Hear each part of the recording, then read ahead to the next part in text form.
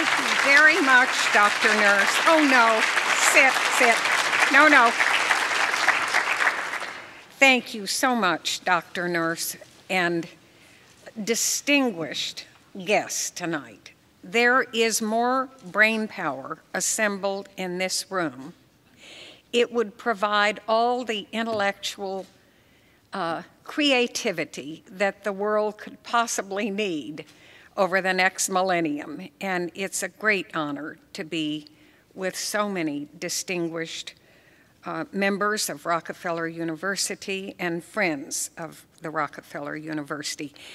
And it's exciting to be with you for the inauguration of the first Pearl Meister Greengard Prize. And thank you, Dr. Nurse, for the kind introduction. Dr. Wiesel and his distinguished jury have done a very fine job indeed in making their selection for this first award. Dr. Greengard and his wife are truly remarkable people. I so enjoyed getting to know about them, and we actually met when I went to the Swedish embassy a couple of years ago when the embassy was honoring Nobel winners, and he was one of the distinguished honored guests that evening. I didn't expect to see him here because I didn't know about all these events. And I think it's great that the prize money was used to establish this award. And I like it because Dr. Greengard, as a young man, I don't know if you were yet 18 when you joined the Navy, Dr. Greengard, but close to it. And he went in the U.S. Navy, and the Navy does an amazing job of using young people who don't know anything to run some of the most complicated machinery that we have.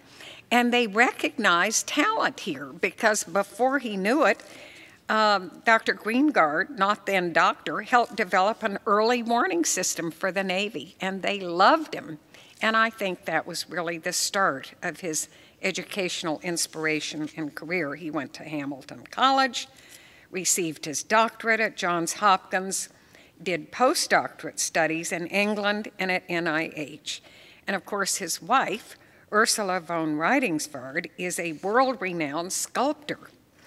And the award they've established is to be given to women who distinguish themselves in the field of biomedical science. So I like that. Anytime they establish something to recognize women who've distinguished themselves, I think that's a good thing. And the talents of women in the area of biomedical science and science generally are absolutely going to be encouraged by the recognition of women leaders in this field and in this area. So I think that it will help put a spotlight on the remarkable contributions of women to science. And there's no doubt that when God gave out genetic capacity and intellect, he distributed some to women as well as to men. So this is a great thing. Now, it took forever to get a woman on the U.S. Supreme Court, 191 years. And then to get a cowgirl on the court was a real surprise. But my chamber's windows look out at the Sewell Belmont House in Washington, D.C.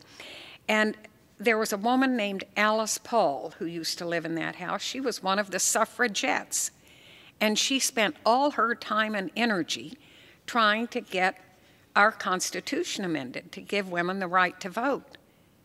It took forever. It wasn't until about 1922 that it finally happened. And Alice Paul would march some of the women suffragettes down to picket the White House. And it was the first time it had been picketed. And the president was Woodrow Wilson, and he threw them all in jail. I mean, it was really an unhappy situation. But anyway, most of the early women intellectual pioneers faced a society that espoused what has been called the cult of domesticity, a view that women were by nature different from men, Women were said to be fitted for motherhood and home life. They were compassionate, selfless, gentle, moral, and pure. Their minds were attuned to art and religion, you'll be glad to know, not logic. Men, on the other hand, were fitted by nature for competition and intellectual discovery in the world, battle-hardened, shrewd, authoritative, and tough-minded. For example, women were thought to be ill-qualified for the legal profession because it required sharp logic and shrewd negotiation, as well as exposure to the unjust and the immoral. And in 1875, the Wisconsin Supreme Court told Lavinia Goodell that she could not be admitted to the state bar. The Chief Justice declared that the practice of law was unfit for the female character. To expose women to the brutal, repulsive, and obscene events of courtroom life, he said, would shock man's reverence for womanhood and relax the public sense of decency.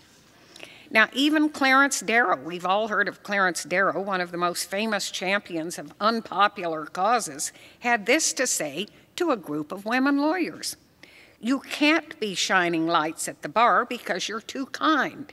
You can never be corporation lawyers because you're not cold-blooded. You have not a high grade of intellect. I doubt you can ever make a living," he said.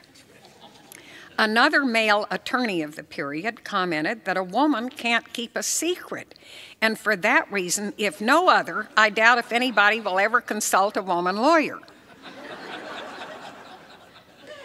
Well, luckily for women lawyers and other distinguished women, today, our female predecessors had more spunk, spirit, and wit than they were given credit for having. Clara Shortridge Foltz was the first woman lawyer in California and the first woman deputy district attorney in America.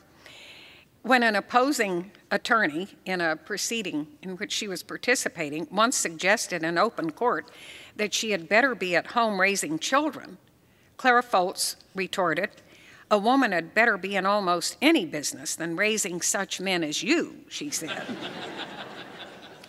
There was a New York woman lawyer named Belva Lockwood.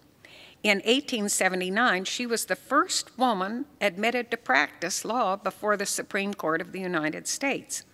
But to achieve that distinction, she had to try 3 times to get a special bill passed in the United States Senate to make that happen, to change the admission requirements.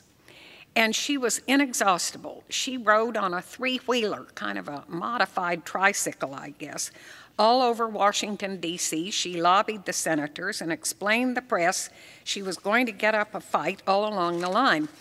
And in 1884, Mrs. Lockwood even ran for president, reasoning that even though women could not vote, there was nothing to stop them from running for office. And even without any women voters, she garnered 4,149 votes in that election, which was pretty good, I guess.